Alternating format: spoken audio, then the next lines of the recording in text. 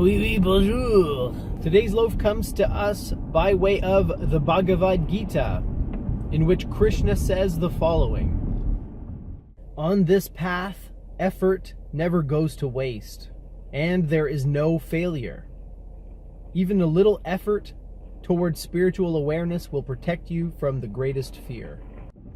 Sounds familiar, doesn't it? It's what I've been saying from the get-go. Whether you call it spirituality or self-improvement, self-help, self-actualization, personal growth, or whatever. What Krishna says here is true nonetheless. When you embark on this path, there is no failure.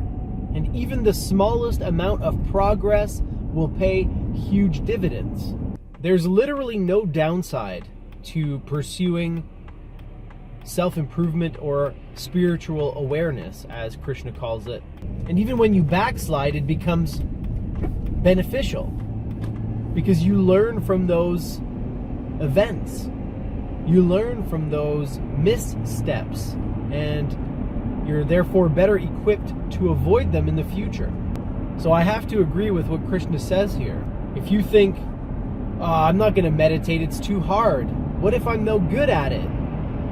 Well, in all likelihood, you'll be rotten at it, especially the first few times you do it. But it doesn't matter, because even if you do it poorly, you will gain from it. You will notice changes in your perception, in your reactions, in your thought process. It may not happen the first time you do it, but if you put in an effort and you are consistent, that is more important than anything else. If you are earnest about it, if you are doing it on a regular basis, it doesn't even have to be for a long time. It just has to be consistent. There's no way you can fail if you do this, my friends. There's no way you can fail, because every time you do it, you will gain from it. And even the smallest amount of growth in your presence of mind, in your awareness, will protect you against not only the greatest of fears, but a number of calamities, such as greed, depression, anger. You develop a resilience to these, and you develop thought patterns that don't trigger your negative reactions.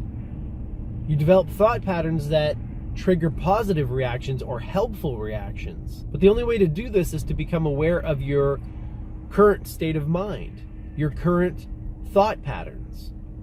And that's what this practice is all about. That's what spiritual awareness is all about. It's awareness of the invisible, awareness of the inner, awareness of the psyche and its content and movements. That is spiritual awareness. At least that's what it is to me. It's like there's this hidden dimension to life that people aren't aware of, and because of that, they can't tap into it. Churches, spirituality, philosophy, even psychology reveal this hidden dimension. The dimension of life that deals with everything that is happening inside of you. So when you embark on the spiritual path, what you're doing is you're tapping into this hidden dimension. It doesn't matter if you do it a little or a lot, you will benefit from it. And there's no real negative side effect to it. The only downside is that as you begin to lose your illusions and delusions, you may begin to feel lost, as if all direction and all structure in your life has been taken from you. But this is a temporary stop on the path, my friends, and even it has its own benefits. It's good to feel that discomfort. It's good to feel insecurity, because that's part of the problem, my friends. We're so goddamn certain. We're sure of everything. And this is, of course, the greatest form of arrogance that we can possibly engage in, to be certain of anything, let alone the things that people claim to be certain about. Moral truths and the existence of anthropomorphic deities.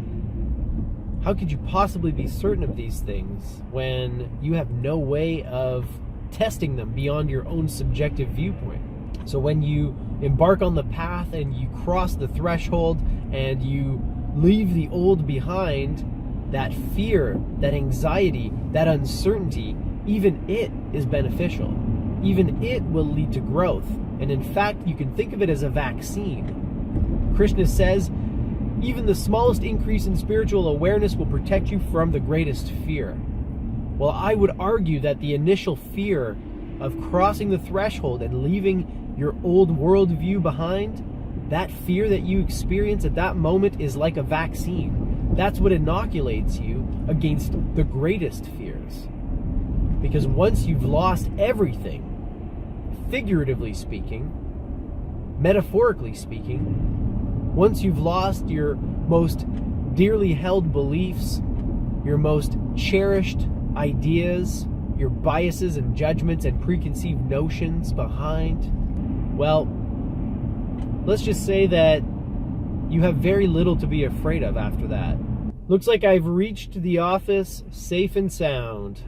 Thanks for joining me on my ride in, and don't forget to live well, my friends.